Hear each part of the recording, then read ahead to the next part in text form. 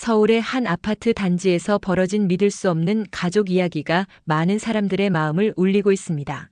재혼 가정의 평범한 일상이 전 부인의 갑작스러운 등장으로 인해 예상치 못한 혼란 속으로 빠져들게 되었다고 합니다. 특히 시어머니의 충격적인 선택과 남편의 배신, 그리고 한 여성의 용기 있는 결단이 많은 이들에게 깊은 감동과 교훈을 주고 있다고 하는데요.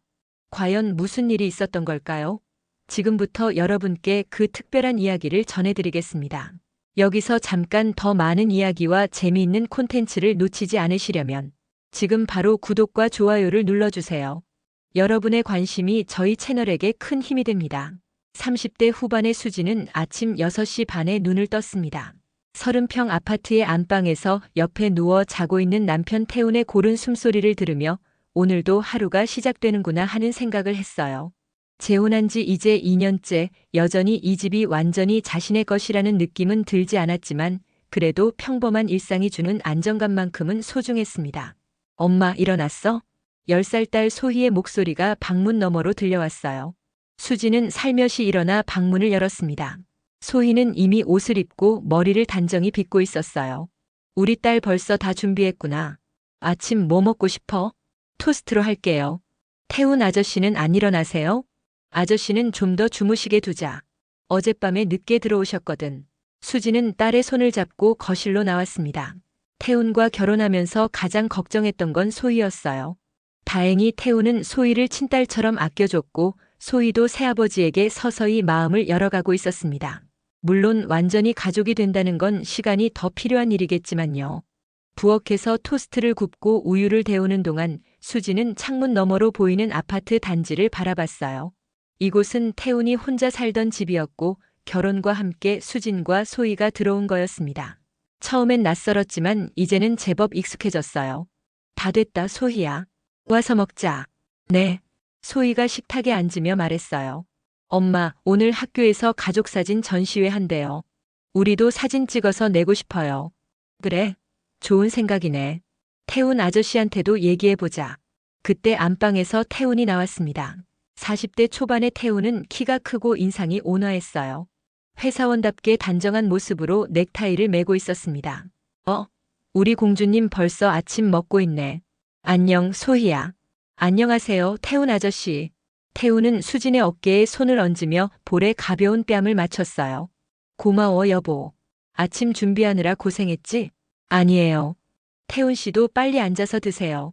이런 평범한 아침 풍경이 수진에게는 여전히 신기했습니다.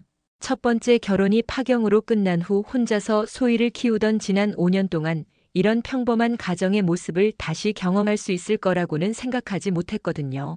참, 소희가 가족사진 찍자고 하는데 어떠세요? 가족사진? 좋지. 이번 주말에 사진관 가자. 소희야, 어떤 옷 입고 찍고 싶어? 예쁜 원피스 입고 찍고 싶어요. 태훈의 얼굴에 미소가 번졌어요. 소희가 자신을 가족으로 받아들이고 있다는 신호들이 하나씩 늘어날 때마다 그는 진심으로 기뻐했습니다. 하지만 이런 평화로운 아침에도 수진의 마음 한편에는 언제나 작은 불안감이 있었어요.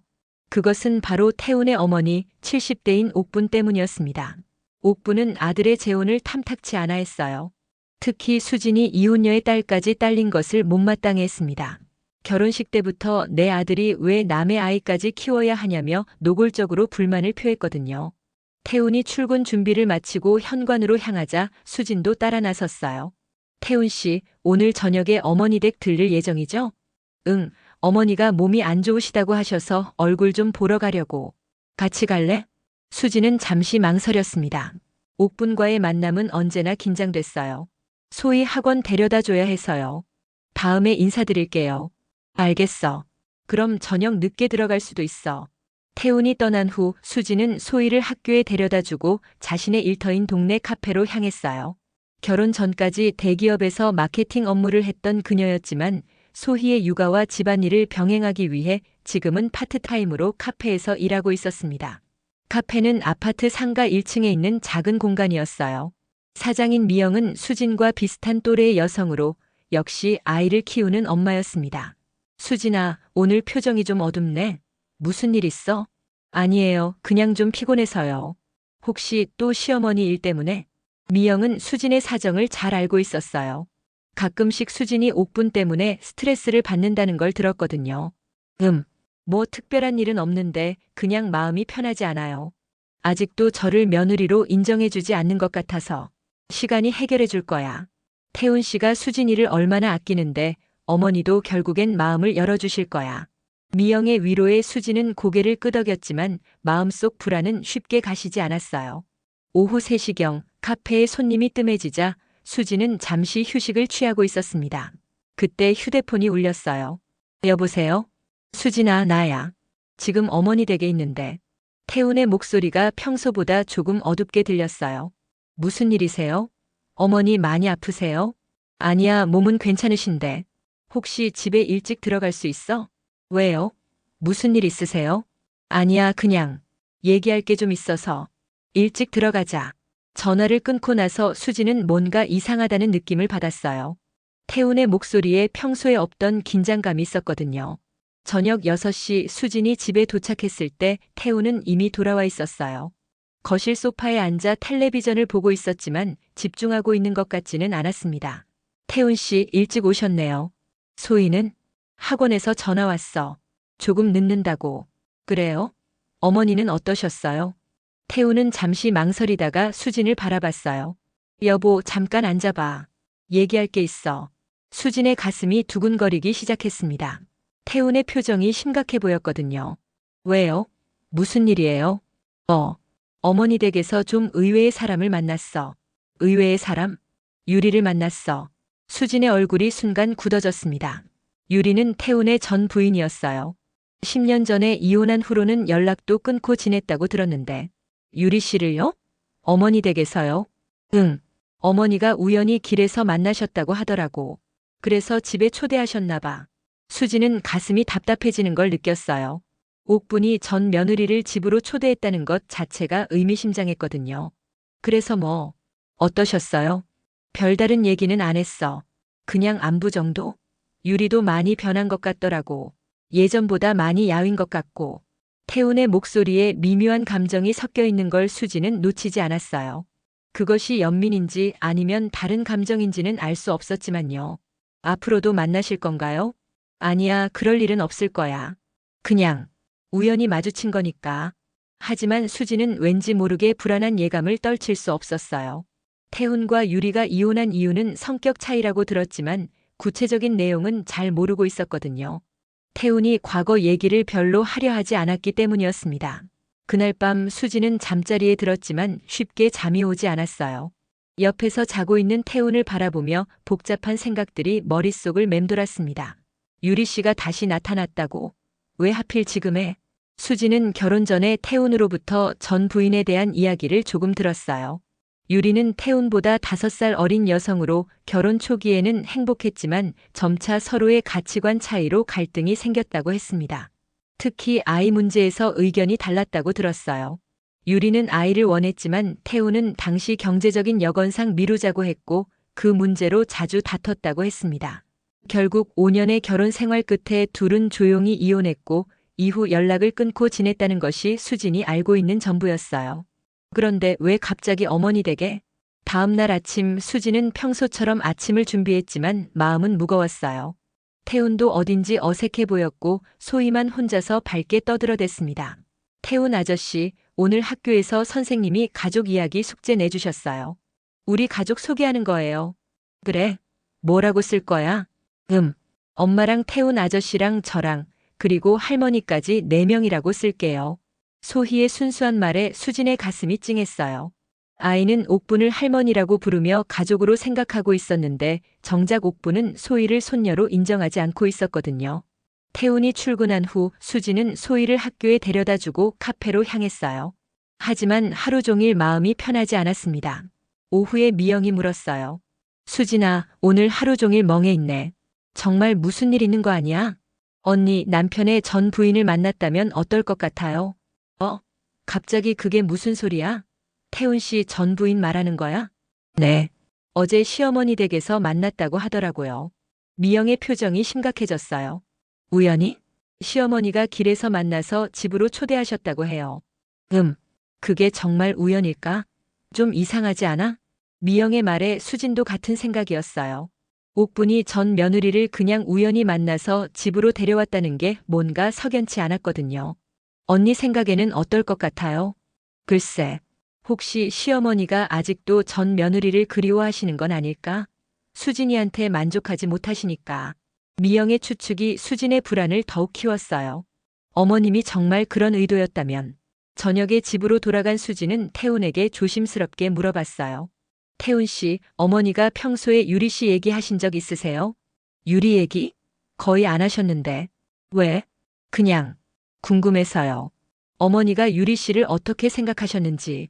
태훈이 잠시 생각하더니 말했어요. 글쎄, 처음엔 좋아하셨던 것 같아.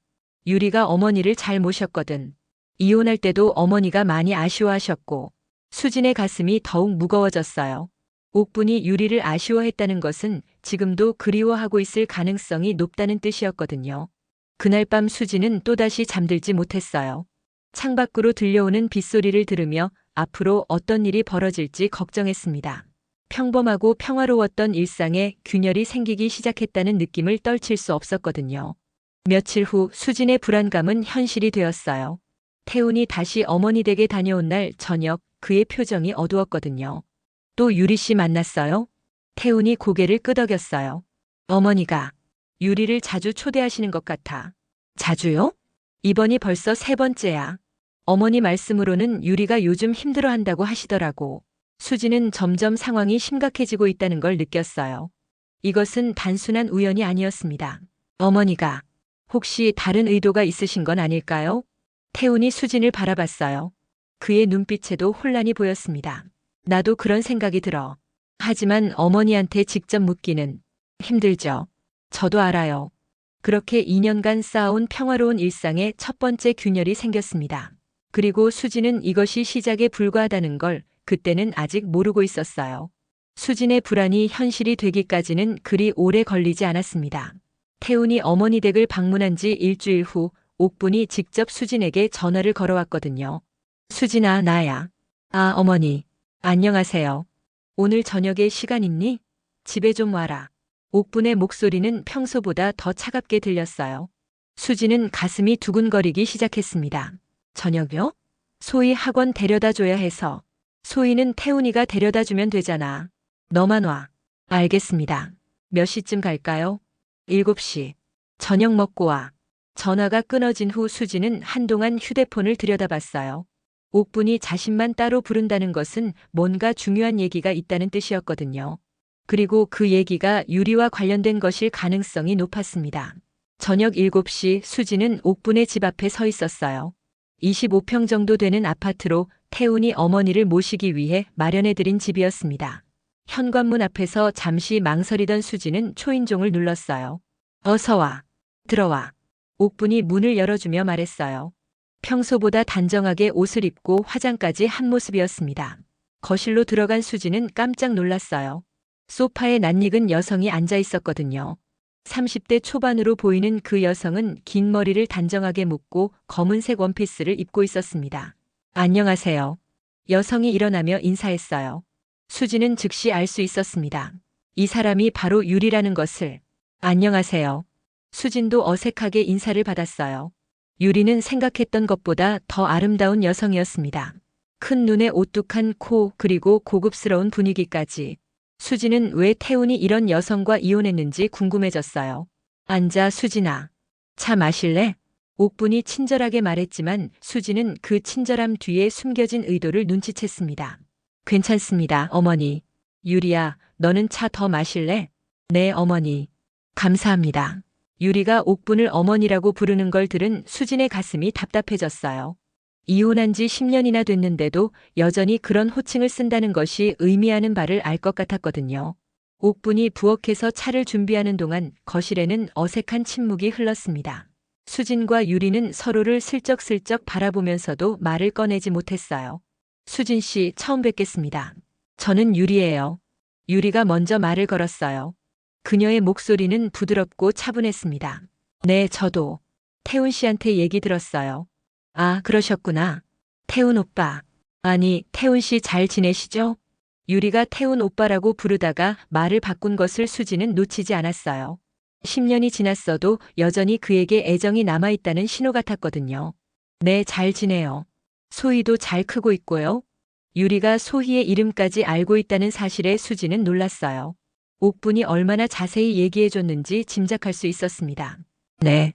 그때 옥분이 차를 들고 나왔어요. 자, 마셔봐. 유리가 좋아하던 차야. 옥분이 유리에게 차를 건네주며 따뜻하게 미소 지었어요. 하지만 수진에게는 그냥 차만 내밀어줄 뿐이었습니다. 어머니, 오늘 저를 부르신 이유가? 응, 얘기할 게 있어서 그래. 옥분이 수진과 유리를 번갈아 보며 말했어요. 유리가 요즘 많이 힘들어하고 있어. 회사도 그만두게 됐고 혼자 사는 것도 쉽지 않다고 하더라고. 수진은 어디로 흘러가는 얘기인지 예감이 들기 시작했어요. 그래서 말인데 잠깐 우리 집에서 지내면 어떨까 싶어서. 네? 수진의 목소리가 높아졌어요. 어머니, 그게 무슨. 유리도 옛날에 우리 가족이었잖아. 힘들 때 서로 도와주는 게 당연한 거 아니야? 옥분의 말에 수지는 할 말을 잃었어요. 이혼한 며느리를 다시 집에서 지내게 하자는 것이 말이 되는 소리인가요? 어머니, 죄송합니다. 유리가 조심스럽게 말했어요. 수진 씨한테 부담 드리는 것 같아서 제가 좀 그렇네요. 무슨 부담이야? 우리 집 방도 하나 남는데. 옥분이 단호하게 말했어요. 수지는 점점 상황이 자신에게 불리하게 돌아가고 있다는 걸 느꼈습니다. 어머니, 그런 중요한 일은 태훈 씨와 먼저 상의를. 상의는 무슨? 내가 결정하면 되는 거야. 내 집인데. 옥분의 어조가 점점 차갑게 변했어요. 수지는 이것이 계획된 일이라는 걸 깨달았습니다. 옥분은 처음부터 유리를 집에 들이려고 마음먹고 있었던 거예요. 정말 괜찮을까요? 유리가 다시 물었지만 그녀의 눈빛에는 이미 결정된 듯한 확신이 보였어요. 괜찮다니까. 내일부터라도 짐 가져와. 수지는 더 이상 참을 수 없었어요. 어머니, 잠깐 둘이서만 얘기할 수 있을까요? 뭔 얘기? 여기서 하면 되잖아. 제발요, 어머니. 수진의 간절한 목소리에 옥분이 마지못해 일어났어요. 유리야, 잠깐 자리 좀 비켜줄래? 유리가 자리를 뜬 후 수진은 옥분에게 조심스럽게 말했어요. 어머니, 이건 좀 아닌 것 같아요. 뭐가 아니야? 태훈 씨 전 부인을 집에서 같이 지내게 한다는 게 상식적으로 말이 안 되잖아요. 상식? 상식이 뭐가 중요해? 사람이 힘들 때 도와주는 게 인정 아니야? 그렇긴 하지만 뭐야? 너한테 피해주는 것도 아닌데. 옥분의 목소리가 점점 높아졌어요. 어머니 집이니까 어머니 마음이시겠지만 저희 가족을 생각해서라도. 가족? 누가 가족이야? 옥분이 날카롭게 물었어요. 너희는 가족이 된 지 겨우 2년밖에 안 됐어. 유리는 5년을 우리 가족이었다고. 수진의 가슴이 무너져 내리는 기분이었어요. 결국 옥분은 자신을 진정한 가족으로 생각하지 않고 있었던 거죠. 어머니. 그리고 솔직히 말하면 유리가 며느리일 때가 훨씬 좋았어. 너보다 나를 더 잘 모셨고 집안일도 더 잘했다고. 옥분의 말에 수지는 할 말을 잃었어요. 이렇게 직접적으로 비교당할 줄은 몰랐거든요. 그리고 유리는 우리 집안 사람이야. 핏줄은 아니어도 마음으로는 내 딸 같은 사람이라고. 어머니, 그럼 저는 뭔가요? 수진의 목소리가 떨렸어요. 너는 태훈이가 선택한 사람이지. 그 말 속에 담긴 의미를 수지는 정확히 이해했어요. 옥분에게 수지는 아들이 어쩔 수 없이 선택한 사람일 뿐이었던 거죠. 밖에 나갔다 돌아온 유리가 두 사람의 심각한 표정을 보고 눈치챘어요. 어머니, 역시 제가 부담이 되는 것 같아요. 다른 방법을 찾아볼게요. 무슨 소리야? 부담 같은 거 없어. 내일부터 이리 와. 옥분이 단호하게 말했어요. 수지는 더 이상 어떻게 할 수 없다는 걸 깨달았습니다. 그럼 태훈 씨한테는 어떻게 이야기할 건가요? 내가 얘기할 거야. 태훈이도 유리가 힘들어한다는 걸 알면 반대하지 않을 거야. 수지는 집으로 돌아가는 길 내내 무거운 마음이었어요. 이제 어떻게 태훈에게 이 상황을 설명해야 할지 막막했습니다. 집에 도착했을 때 태훈과 소희가 거실에서 텔레비전을 보고 있었어요. 엄마 왔다. 어디 갔다 왔어요? 할머니 집에 다녀왔어. 수진이 대답하며 소파에 털썩 앉았어요. 태훈이 수진의 표정을 보고는 뭔가 이상하다는 걸 눈치챘습니다. 여보, 무슨 일 있었어?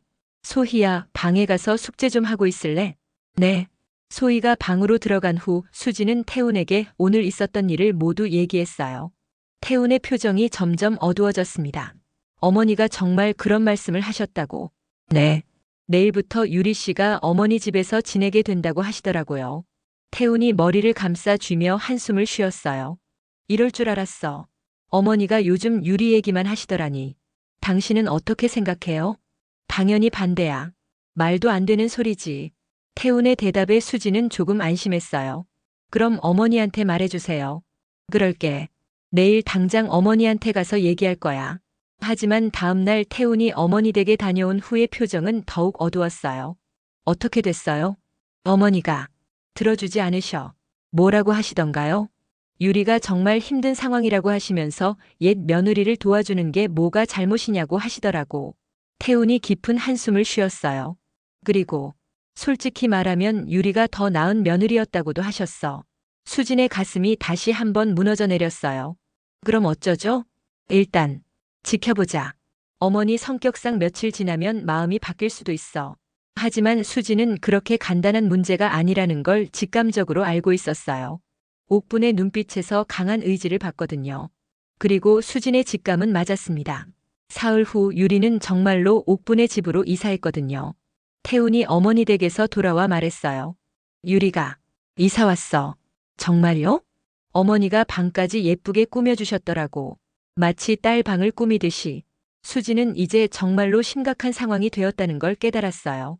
단순히 며칠 머무는 게 아니라 아예 살림을 차린 거였거든요. 그럼 앞으로 어머니 댁 갈 때마다 유리 씨를 만나게 되겠네요. 그렇게 되겠지.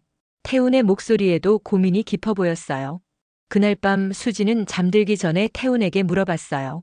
당신 혹시 유리 씨를 다시 만나게 된 거에 대해서 어떤 생각 있어요? 무슨 뜻이야? 그냥 아무 생각 없으세요? 태훈이 잠시 침묵하다가 대답했어요. 여보, 나는 지금 너와 소희만 생각하고 있어. 유리는 과거야. 하지만 수지는 태훈의 대답에서 미묘한 망설임을 느꼈어요. 정말로 유리가 완전히 과거였다면 그렇게 말하기까지 시간이 필요했을까요? 며칠 후 수진의 불안은 더욱 커졌어요. 태훈이 어머니 댁을 방문하는 횟수가 늘어났거든요. 전에는 일주일에 한 번 정도 갔는데 이제는 이틀에 한 번씩 가고 있었습니다. 왜 이렇게 자주 가세요? 어머니가 부르시니까. 예전에는 이렇게 자주 안 가셨잖아요. 유리가 있으니까 어머니가 더 외로워하시는 것 같아서. 태훈의 설명은 납득하기 어려웠어요. 유리가 있으면 덜 외로워해야 하는 게 아닌가요? 수지는 점점 태훈의 마음이 변하고 있다는 걸 느꼈어요. 유리와 다시 만나게 되면서 옛 감정이 되살아나고 있는 것 같았거든요. 그리고 일주일 후 수진의 최악의 우려가 현실이 되었어요. 태훈이 어머니 댁에서 돌아와서 한 말 때문이었습니다. 여보, 유리가 임신했어. 수지는 그 말을 듣는 순간 세상이 무너져 내리는 기분이었어요.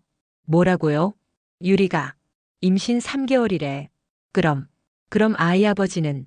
태훈이 고개를 숙이며 대답했어요. 나야.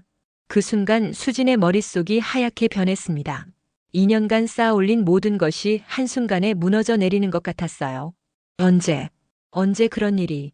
한 달 전쯤 어머니 댁에서 유리와 얘기하다가 태훈의 목소리가 점점 작아졌어요. 수지는 더 이상 들을 수 없었습니다. 귀가 먹먹해지고 가슴이 답답해졌어요. 당신이 어떻게 그럴 수 있어요? 수진의 목소리가 떨렸어요. 분노와 슬픔이 한꺼번에 몰려왔습니다. 미안해. 정말 미안해. 미안하다고요? 미안하다고 해서 될 일인가요? 수진이 소리를 지르려는 순간 소희의 방에서 소리가 들렸어요. 아이가 깨어나면 안 된다는 생각에 수진은 목소리를 낮췄습니다. 지금 어떻게 할 거예요? 나도 어떻게 해야 할지 모르겠어. 태훈의 혼란스러운 모습에 수진은 더욱 절망스러웠어요. 남편이 이렇게 우유부단할 줄은 몰랐거든요. 유리 씨는 뭐라고 해요? 아이를 낳겠다고. 그리고 어머니도 무조건 낳으라고 하셔. 수지는 이제 상황이 얼마나 심각한지 완전히 깨달았어요. 옥분과 유리 그리고 뱃속의 아이까지. 자신 혼자서 맞설 수 없는 거대한 벽이 앞에 서 있는 기분이었습니다. 그날 밤 수지는 전혀 잠을 이루지 못했어요. 옆에서 자는 태훈을 바라보며 지난 2년간의 추억들이 주마등처럼 지나갔습니다. 행복했던 순간들, 평범한 일상들, 그리고 미래에 대한 꿈들까지. 모든 게 거짓이었나? 수진의 눈에서 눈물이 흘러내렸어요. 이제 어떻게 해야 할지 정말 모르겠었습니다. 수진은 그날 밤 이후로 제대로 잠을 잘 수 없었어요. 태훈의 배신감과 앞으로 어떻게 될지 모른다는 불안감이 밤마다 그녀를 괴롭혔습니다. 하지만 가장 힘든 건 소희 앞에서 평범한 엄마인 척해야 한다는 거였어요. 엄마, 왜 요즘 밥도 잘 안 드시고 그래요? 아침 식탁에서 소희가 걱정스러운 표정으로 물었어요. 수지는 억지로 미소를 지으며 대답했습니다. 아니야, 소희야. 그냥 좀 피곤해서 그래. 태훈 아저씨도 요즘 표정이 어두운 것 같은데. 둘이 싸웠어요? 10살짜리 아이의 눈에도 집안 분위기가 이상하다는 게 느껴지는 모양이었어요. 수지는 가슴이 아팠습니다. 아니야, 우리 안 싸웠어. 소희는 걱정하지 말고 학교 잘 다녀와. 소희를 학교에 데려다 준 후 수지는 카페로 향했어요. 하지만 일에 집중할 수가 없었습니다. 손님들과 대화할 때도 자꾸 딴 생각을 하게 되고 주문을 받을 때도 실수를 연발했어요. 수진아, 정말 무슨 일이야? 이틀째 이 상태잖아. 미영이 걱정스럽게 물었어요. 언니, 저 정말 큰일 났어요. 수진이 결국 참았던 눈물을 흘리며 모든 상황을 털어놨어요. 미영은 말을 듣는 내내 입을 다물지 못했습니다. 뭐? 전 부인이 임신했다고. 그것도 태훈 씨 아이를? 네. 어떻게 해야 할지 모르겠어요. 미쳤구나, 정말. 태훈 씨가 어떻게 그럴 수가 있지? 미영의 분노에 찬 목소리가 수진에게는 위로가 되었어요. 적어도 자신의 편에서 화내주는 사람이 있다는 것만으로도 고마웠거든요. 그래서 지금 어떻게 하려고? 모르겠어요. 태훈 씨는 우왕좌왕하고 있고 시어머니는 무조건 아이를 낳으라고 하신다니까요. 그럼 수진이는? 수진이 생각은 어때? 수진은 한참 동안 말을 하지 못했어요. 사실 마음속으로는 이미 결론이 나 있었지만 그것을 말로 내뱉기가 두려웠거든요. 저는 이혼하고 싶어요. 정말? 네. 더 이상은 못 견디겠어요. 태훈 씨를 믿을 수도 없고 시어머니도 저를 며느리로 생각하지 않으시는데 뭘 위해서 버텨야 해요? 미영이 수진의 손을 잡으며 말했어요. 힘든 결정이겠지만 내 마음이 그렇다면 그게 맞는 것 같아. 소희를 위해서라도. 소희 생각하면 더 미안해져요. 겨우 새아버지한테 적응했는데. 소희는 강한 아이야. 엄마가 행복해야 소희도 행복한 거야. 그날 저녁 수지는 소희를 재운 후 태훈과 진지한 대화를 나눴어요. 태훈 씨, 우리 얘기 좀 해요. 태훈은 며칠째 집에서도 침묵을 지키고 있었어요. 어머니 댁에 가는 것 외에는 거의 집에만 있으면서 텔레비전만 보고 있었습니다. 응, 뭔 얘기? 앞으로 어떻게 할 건지요? 태훈이 깊은 한숨을 쉬었어요. 나도 정말 모르겠어. 어떻게 하는 게 맞는지. 유리 씨는 정말 아이를 낳겠다고 해요? 응. 어머니가 워낙 강하게 말씀하시니까. 수지는 태훈이 여전히 어머니와 유리 사이에서 갈등하고 있다는 걸 느꼈어요. 자신과 소희에 대한 책임감과 유리와 뱃속 아이에 대한 미안함 사이에서 말이죠. 당신 마음은 어떤데요? 솔직하게 말해봐요. 태훈이 오랫동안 침묵하다가 말했어요. 유리를 아직 사랑하는 것 같아. 수지는 예상했던 대답이었지만 실제로 들으니 가슴이 무너져 내렸어요. 그렇게 솔직하게 말해주셔서 고마워요. 미안해, 정말 미안해. 나도 이런 상황이 될 줄 몰랐어. 미안하다는 말로 해결될 일은 아니잖아요. 수진의 목소리가 차갑게 변했어요. 그럼 어떻게 할 거예요? 저와 소희는 어떻게 되는 건가요? 그건 당신이 유리 씨를 선택한다면 저희는 나가는 거죠? 태훈이 고개를 들어 수진을 바라봤어요. 꼭 그렇게 극단적으로 생각할 필요는 없잖아. 극단적이라고요? 당신이 다른 여자아이를 가졌는데 뭐가 극단적이에요? 수진의 목소리가 높아졌어요. 하지만 소희가 깰까봐 다시 목소리를 낮췄습니다. 나는 너희도 포기하고 싶지 않아. 그럼 유리 씨는 포기할 수 있어요? 태훈이 대답하지 못했어요. 그 침묵이 수진에게는 명확한 답이었습니다. 알겠어요. 당신 마음은 이미 정해진 거네요. 다음 날부터 수진은 본격적으로 이혼 준비를 시작했어요. 법무사 사무실에 상담을 받으러 갔고 소희와 함께 살 수 있는 집도 알아보기 시작했습니다. 40대의 법무사가 차분하게 설명해줬어요. 협의 이혼이 가장 좋겠지만 만약 남편분이 응하지 않는다면 조정이나 재판도 고려해야 합니다. 재산 분할은 어떻게 되나요? 결혼 기간이 2년이니까 많지는 않을 거예요. 하지만 위자료는 충분히 받을 수 있습니다. 남편의 불륜이 명확하니까요. 아이 양육권은요? 친모가 양육하는 게 원칙이니까 문제 없을 겁니다. 양육비도 받을 수 있고요. 법무사와의 상담을 마치고 나오니 마음이 조금 정리되는 것 같았어요. 적어도 법적으로는 자신이 보호받을 수 있다는 걸 확인했으니까요. 그날 오후 수지는 집 근처에서 적당한 투룸 전셋집을 찾았어요. 보증금은 2억 원 정도 하는 곳으로 재산분할금과 위자료면 충분히 감당할 수 있을 것 같았습니다. 집에 돌아왔을 때 태훈이 심각한 표정으로 기다리고 있었어요. 여보, 어디 갔다 왔어? 볼일 좀 보고 왔어요. 무슨 볼일? 수진이 가방에서 이혼 협의서를 꺼내 태훈 앞에 내밀었어요. 이혼할 거예요. 태훈의 얼굴이 하얗게 변했어요. 갑자기 이게 뭐야? 갑자기가 아니에요. 며칠째 생각해 본 결과예요. 여보, 다시 한번 생각해 보자. 우리가 이렇게 헤어져야 하나? 그럼 어떻게 해요? 당신은 유리 씨를 포기할 수 있어요? 뱃속의 아이를 포기할 수 있냐고요? 태훈이 대답하지 못했어요. 여전히 갈등하고 있는 것 같았습니다. 저는 더 이상 이런 상황을 견딜 수 없어요. 소희한테도 좋지 않고. 소희는 어떻게 생각하는데? 아직 얘기 안 했어요. 하지만 이혼하더라도 소희가 당신을 아버지로 생각한다면 계속 만날 수 있어요. 태훈이 협의서를 들여다보며 말했어요.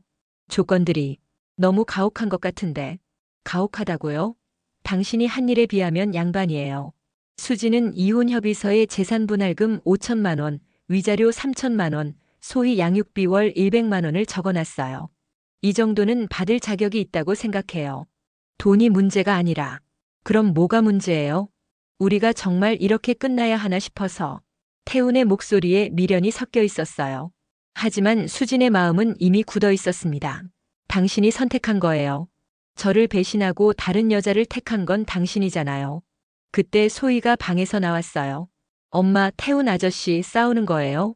두 사람 모두 깜짝 놀라며 대화를 멈췄어요. 아무것도 아니야, 소희야. 빨리 들어가서 자. 네.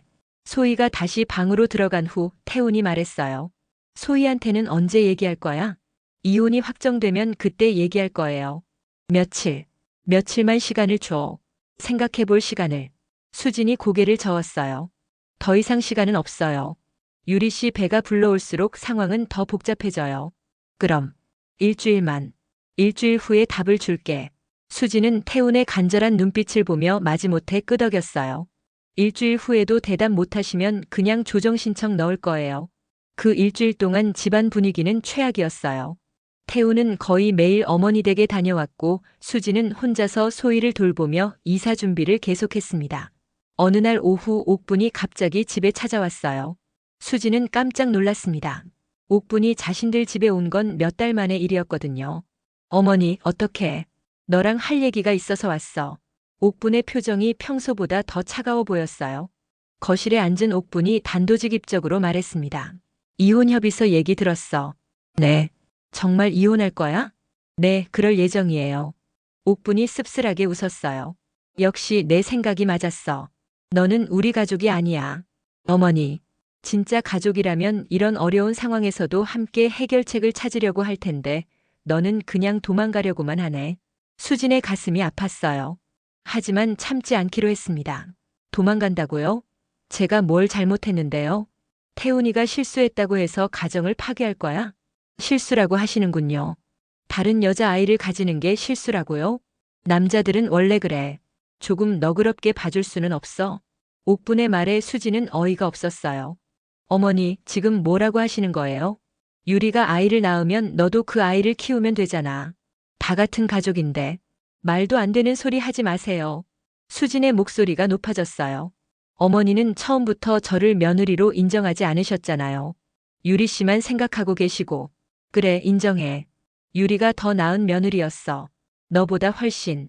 옥분이 노골적으로 말했어요. 유리는 나를 친엄마처럼 모셨고 집안일도 완벽하게 했어. 너는 뭐야? 시어머니 모시는 것도 제대로 안 하면서. 제가 어머니한테 잘못한 게 뭐가 있나요? 잘못한 게 뭐가 있냐고. 태훈이 결혼하고 나서 나한테 오는 횟수가 확 줄었어. 전에는 일주일에 2번씩 왔는데. 그건 제 잘못이 아니라 태훈 씨가. 변명하지 마. 너 때문이야. 너가 태훈이한테 나 얘기 안 좋게 했지? 수지는 억울했어요. 자신은 태훈에게 어머니 욕을 한 적이 한 번도 없었거든요. 그런 적 없어요. 없다고? 그럼 왜 태훈이가 나한테 소홀해졌어? 그건 어쨌든 너는 우리 가족을 위해서 양보해야 해. 유리가 낳을 아이는 우리 핏줄이야. 태훈이 유일한 혈육이고 옥분의 말에서 핵심을 수지는 깨달았어요. 결국 혈연 관계가 전부였던 거죠. 아무리 노력해도 혈연이 아닌 자신은 진짜 가족이 될 수 없었던 거였습니다. 어머니, 저는 더 이상 이 상황을 받아들일 수 없어요. 그럼 이혼하고 나가라. 애초에 우리 가족이 아니었으니까. 옥분이 차갑게 말하고는 일어섰어요. 하지만 소희는 두고 가. 소희도 이제 우리 가족이니까. 뭐라고요? 소희는 태훈이가 키울 거야. 너는 혼자 나가. 수진의 머릿속이 하얗게 변했어요. 소희는 제 딸이에요. 태훈이 법적으로 양아버지잖아. 양육권 주장할 수 있어. 그런 식으로 나올 거면 법적으로 끝까지 가는 수밖에 없겠네요. 수진도 더 이상 참을 수 없었어요. 그래, 그렇게 해. 하지만 기억해둬. 너는 애초에 우리 가족이 아니었어. 옥분이 그 말을 남기고 집을 나갔어요. 수진은 혼자 남아서 한참 동안 울었습니다. 그날 저녁 태훈이 집에 돌아왔을 때 수진이 말했어요. 어머니 다녀가셨어요. 언제? 오후에요. 소에 데려가겠다고 하시더라고요. 태훈의 얼굴이 어두워졌어요. 어머니가 그런 말씀을 하셨다고. 네. 저는 혼자 나가고 소희는 당신이 키우라고요. 그건 너무하시네. 태훈 씨, 이제 정말 끝이에요. 더 이상 망설이지 마세요. 태훈이 깊은 한숨을 쉬며 말했어요. 알겠어. 이혼하자. 수지는 예상했던 대답이었지만 실제로 들으니 가슴이 무너져 내렸어요. 2년간의 결혼 생활이 이렇게 끝나는구나 싶었습니다. 소희한테는 제가 얘기할게요. 미안해. 정말 미안해. 미안하다는 말은 그만해요. 이제 와서 무슨 소용이에요. 그날 밤 수지는 소희에게 모든 걸 얘기했어요. 소희야, 엄마가 중요한 얘기가 있어. 네, 엄마. 엄마랑 태훈 아저씨가 이제 같이 살지 않기로 했어. 소희의 큰 눈이 더욱 커졌어요. 왜요? 싸웠어요? 아니야, 싸운 건 아니고.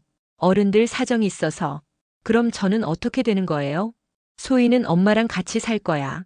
우리 둘이서 새로운 집에서 살기로 했어. 소희의 눈에 눈물이 고였어요. 태훈 아저씨는 안 보는 거예요? 아니야, 보고 싶으면 언제든지 만날 수 있어. 아저씨도 소희를 많이 사랑하시니까. 엄마, 제가 뭘 잘못했어요? 소희의 순수한 질문에 수진의 가슴이 찢어질 것 같았어요. 아니야, 소희는 아무 잘못 없어. 엄마가 미안해. 그날 밤 소희와 함께 울면서 잠든 수지는 내일부터는 정말 새로운 삶을 시작해야 한다는 걸 깨달았어요. 힘들겠지만 소희와 함께라면 이겨낼 수 있을 거라고 스스로를 다독였습니다. 이혼 수속은 생각보다 빨리 진행되었어요. 태훈이 협의 이혼에 응했고 재산 분할과 위자료 문제도 수진이 요구한 조건 그대로 받아들였거든요. 아마 죄책감 때문이었을 거라고 수진은 생각했습니다. 모든 서류가 완료됐습니다. 이제 법적으로 이혼이 성립됐어요. 구청 직원의 말에 수진은 복잡한 기분이었어요. 후련함과 동시에 허무함도 느껴졌거든요.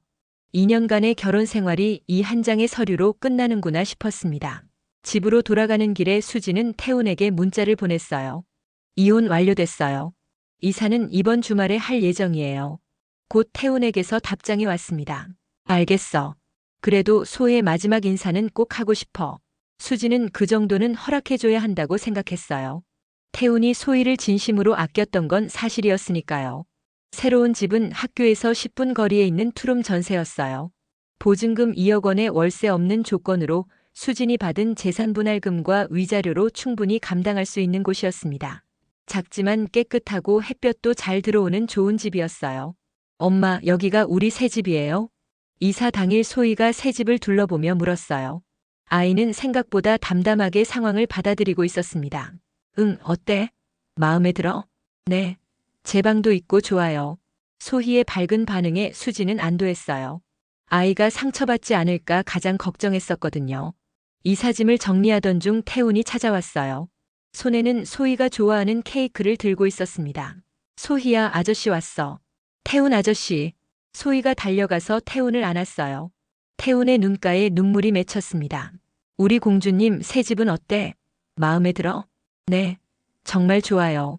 아저씨도 자주 놀러 오세요. 그럼 물론이지. 소희가 보고 싶으면 언제든지 연락해. 태훈이 수진을 바라보며 말했어요. 소혜 만나는 것 괜찮지? 네, 미리 연락만 주세요. 고마워. 태훈이 소희와 한참 놀아준 후 가면서 수진에게 조용히 말했어요. 정말 정말 미안해. 이제 그런 얘기 하지 말아요. 다 지난 일이에요. 혹시 힘든 일 있으면 언제든지 연락해. 수지는 대답하지 않았어요. 이제는 정말 남남이 된 거니까 그런 도움은 받고 싶지 않았거든요. 태훈이 떠난 후 수지는 소희와 함께 집 정리를 계속했어요. 새로운 생활을 위한 준비였습니다. 엄마, 우리 이제 진짜 둘이서만 사는 거예요?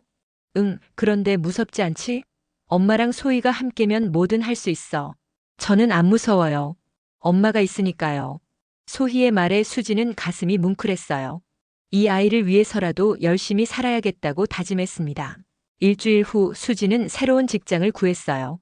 집 근처에 있는 중간 규모의 마케팅 회사였는데 과장급으로 입사하게 되었습니다. 연봉은 4,500만 원 정도로 소희와 둘이 살기에는 충분한 금액이었어요. 축하합니다, 수진 씨. 언제부터 출근 가능하세요? 다음 주 월요일부터 가능합니다. 면접에서 합격 통보를 받은 수지는 기분이 좋았어요. 오랜만에 자신감을 되찾는 기분이었거든요. 첫 출근 날 소희를 새 학교에 데려다 주고 회사로 향했어요. 이사를 하면서 소희도 전학을 했는데 다행히 빨리 적응하는 것 같았습니다.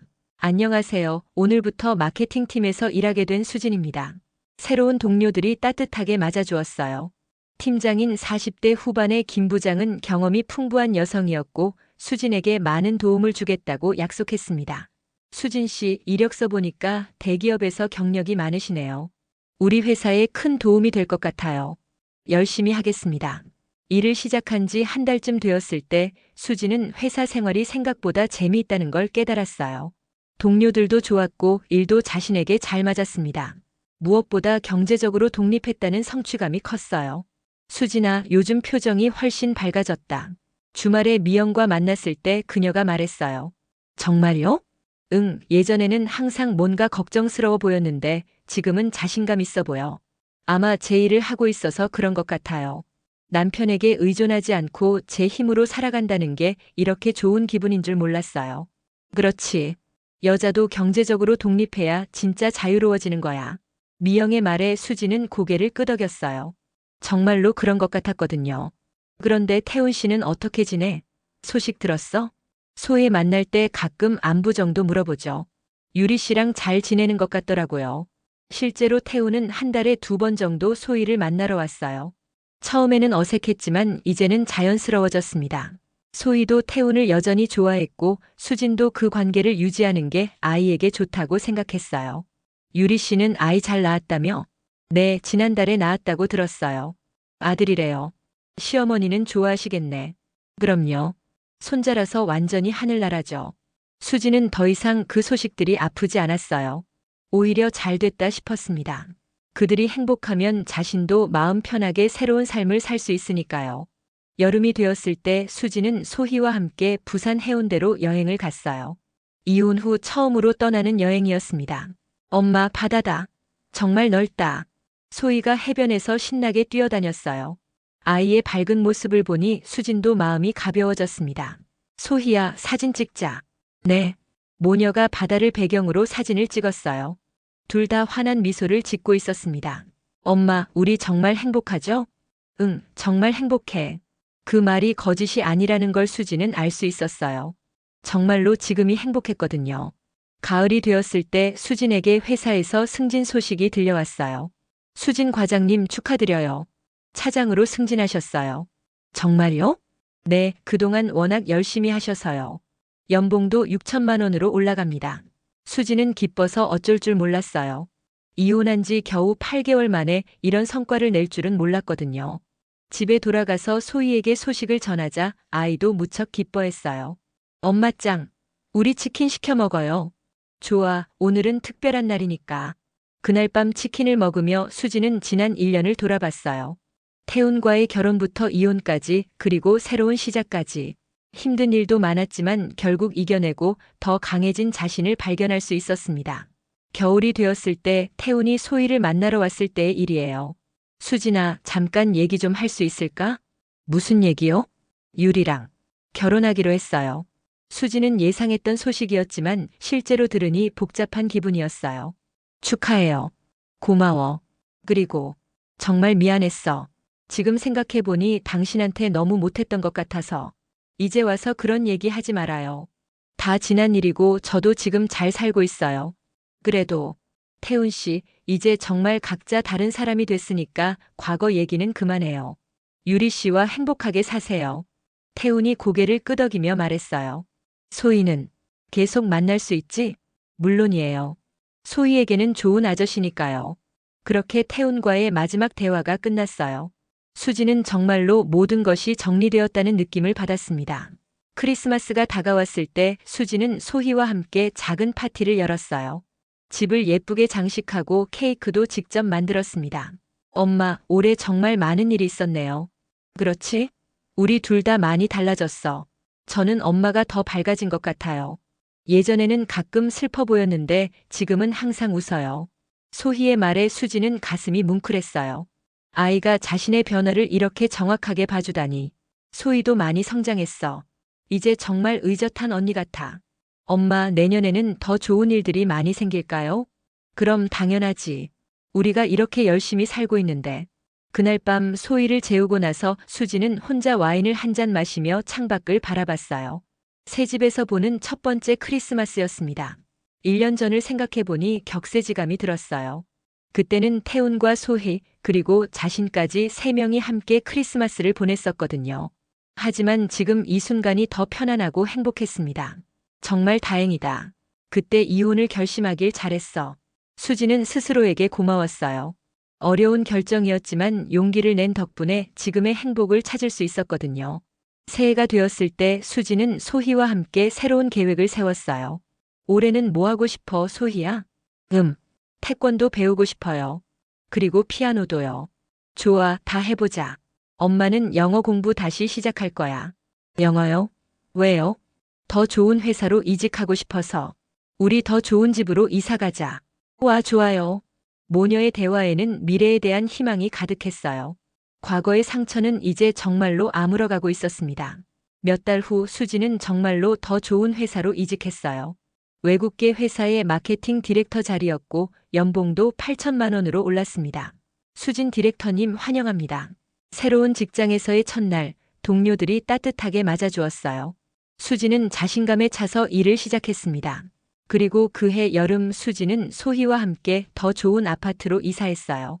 30평짜리 깨끗한 집이었고 소희도 자신만의 큰 방을 가질 수 있게 되었습니다. 엄마 정말 좋아요. 우리 집 진짜 예쁘다. 그렇지? 우리가 열심히 산 보람이 있네. 새 집에서 보내는 첫 번째 저녁, 수지는 소희와 함께 맛있는 저녁을 먹으며 이야기를 나누었어요. 엄마, 제가 커서 결혼하면 엄마처럼 강한 여자가 될 거예요. 강한 여자? 네, 혼자서도 잘 살 수 있는 그런 여자요. 소희의 말에 수지는 뿌듯했어요. 자신의 모습이 딸에게 좋은 영향을 주고 있다는 게 느껴졌거든요. 그래, 여자도 혼자서 충분히 잘 살 수 있어. 그것도 행복하게. 그날 밤 수지는 창밖에서 들려오는 도시의 소음을 들으며 잠자리에 들었어요. 더 이상 불안하지도 외롭지도 않았습니다. 정말 행복하다. 그것은 진심이었어요. 태훈과 결혼했을 때보다 지금이 훨씬 더 행복했습니다. 자신의 힘으로 일어선 삶, 소희와 함께 만들어가는 미래, 그리고 더 이상 누구에게도 의존하지 않는 독립적인 삶. 이 모든 것이 진짜 행복이었습니다. 몇 년 후 태훈과 유리 그리고 그들의 아이가 어떻게 지내고 있는지 가끔 소식을 듣기도 했어요. 옥부는 손자를 무척 예뻐한다고 했고 태훈도 아버지 역할에 만족해하는 것 같았습니다. 수지는 그 소식들을 들어도 더 이상 아프지 않았어요. 오히려 다행이라는 생각이 들었습니다. 모두가 자신에게 맞는 곳을 찾았으니까요. 그리고 무엇보다 자신이 가장 행복하다는 걸 알고 있었거든요. 어느 날 저녁 수진이 회사에서 돌아와 보니 소희가 숙제를 하고 있었어요. 무슨 숙제해? 가족 소개하는 거예요. 우리 가족은 엄마랑 저랑 둘이라고 쓸 거예요. 둘이서도 완벽한 가족이지? 네. 전 우리 가족이 세상에서 가장 행복한 가족이라고 생각해요. 소희의 밝은 미소를 보며 수지는 확신했어요. 자신이 내린 선택이 옳았다는 것을, 그리고 앞으로도 계속 행복할 수 있을 거라는 것을. 때로는 혼자서 일어설 용기가 함께 있을 때보다 더 큰 행복을 가져다 주기도 합니다. 수진과 소희의 새로운 시작이 바로 그런 증거였어요. 그들의 이야기는 끝이 아니라 새로운 시작이었고 그 시작은 무엇보다 희망으로 가득 차 있었습니다. 지금까지 수진의 새로운 시작의 아이 이야기였습니다. 시청해주셔서 감사합니다.